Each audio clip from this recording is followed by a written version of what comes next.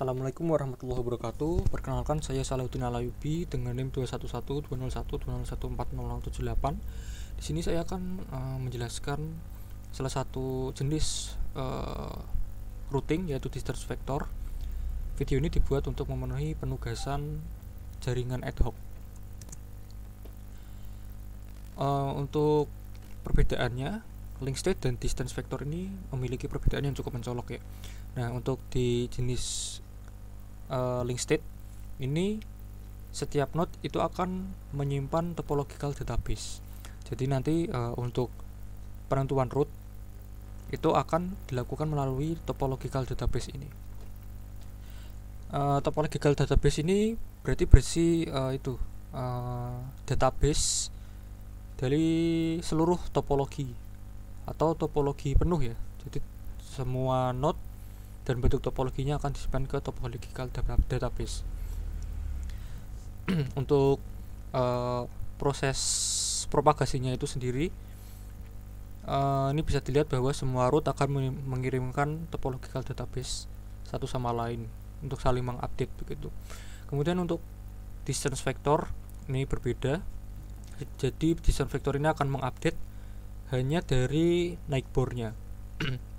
Jadi misalkan di sini ada sebuah node E. Untuk node E ini sendiri akan mengupdate metrik, karena distance vector ini menggunakan metrik, ke B, D, dan F. Nah, jadi begitu bedanya. Untuk link state ini root decision-nya itu menggunakan banyak parameter yang tersimpan dari topological database, sedangkan untuk distance vector menggunakan metrik dari neighbor-nya tersebut. Kemudian secara garis besar routing itu dibagi menjadi dua jenis ya, dua cara kerja, yaitu proaktif dan reaktif.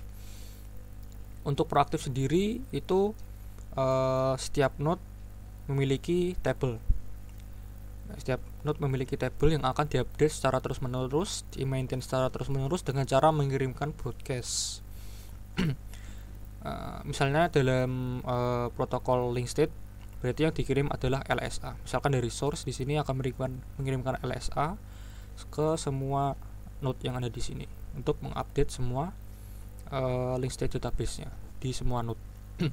Sedangkan untuk reaktif di sini update itu tidak hanya terpaku pada table driven ya, tidak terpaku pada table. Jadi rute yang akan ditentukan itu akan diselidiki terlebih dahulu sebelum paket akan dikirimkan.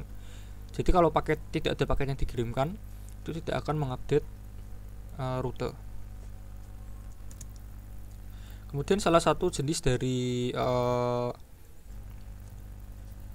reactive routing protocol yang menggunakan metode distance vector itu adalah dynamic source routing atau DSR. Misalkan di sini saya punya topologi seperti ini. Nah, untuk DSR sendiri itu saat melakukan route request maupun route reply itu menggunakan struktur paket seperti ini.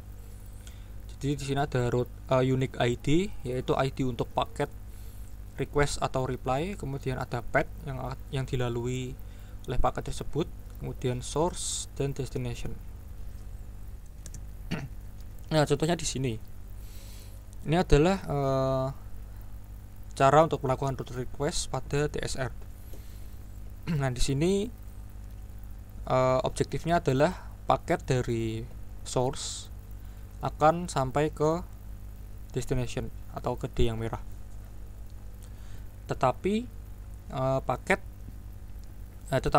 semua node di sini belum memiliki cache yang berisi rute ke destination. Jadi dari source-nya ini akan mengirimkan broadcast ke semua node yang ada di sini untuk menemukan destination-nya. Nah, di sini bisa dilihat bahwa ID paketnya adalah 2, kemudian path-nya adalah kosong karena belum melewati node manapun, kemudian source-nya yaitu S sendiri, kemudian destination-nya adalah D. Nah, dari S ini akan melakukan broadcast ke semua node yang terhubung dengan S. yaitu ke M dan F. Kemudian pada M dan F itu akan ditambahkan pad ya. Karena sampai M berarti padnya ditambah M, begitu juga dengan F.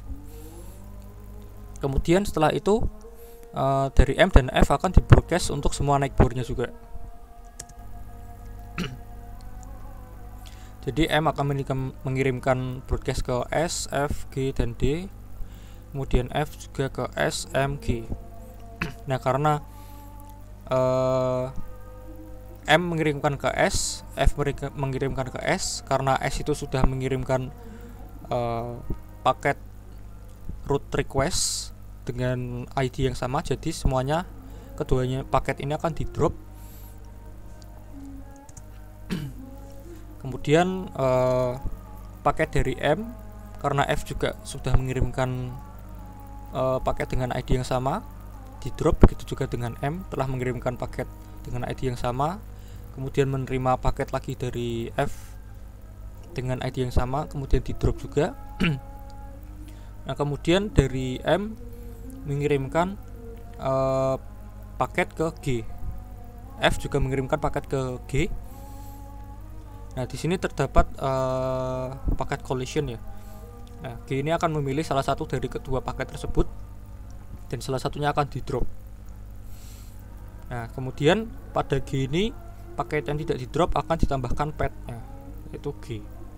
Jadi padnya untuk paket yang ini adalah F dan G, dari S, F ke G. Kemudian selanjutnya M juga akan membroadcast paket ke D.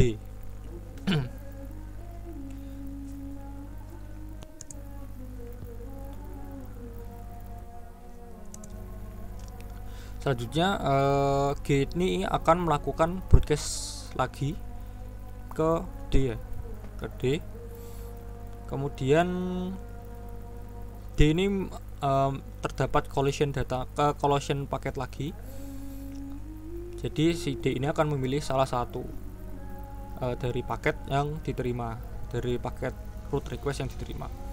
Kemudian D juga akan melakukan pengecekan apakah D itu merupakan destination yang dituju paket tersebut.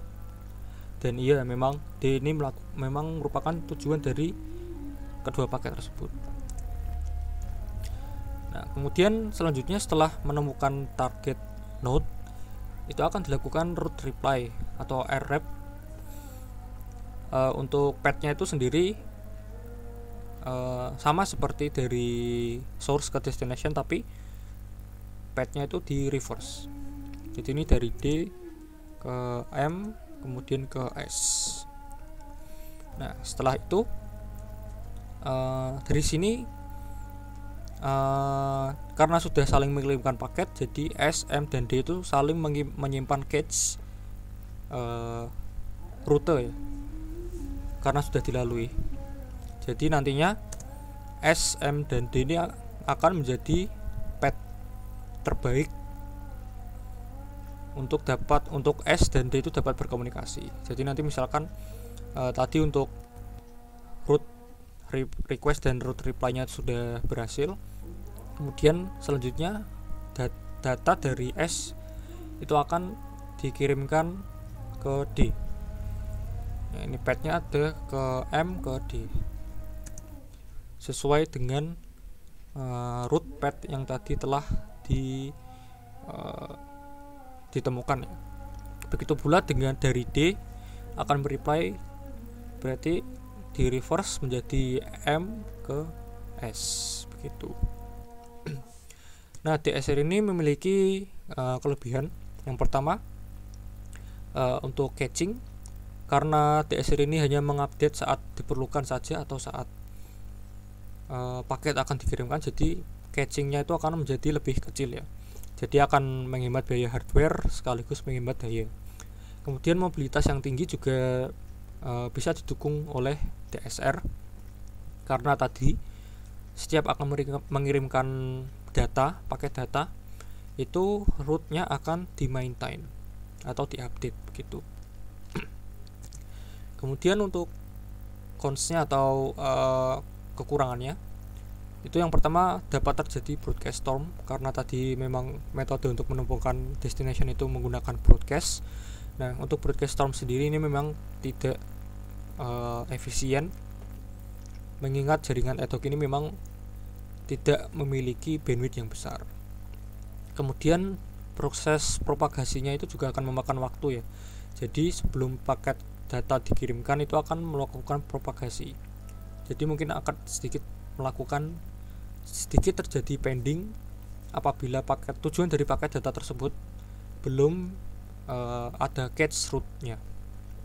Kemudian kekurangan selanjutnya itu adalah paket overhead ya, yaitu pada header.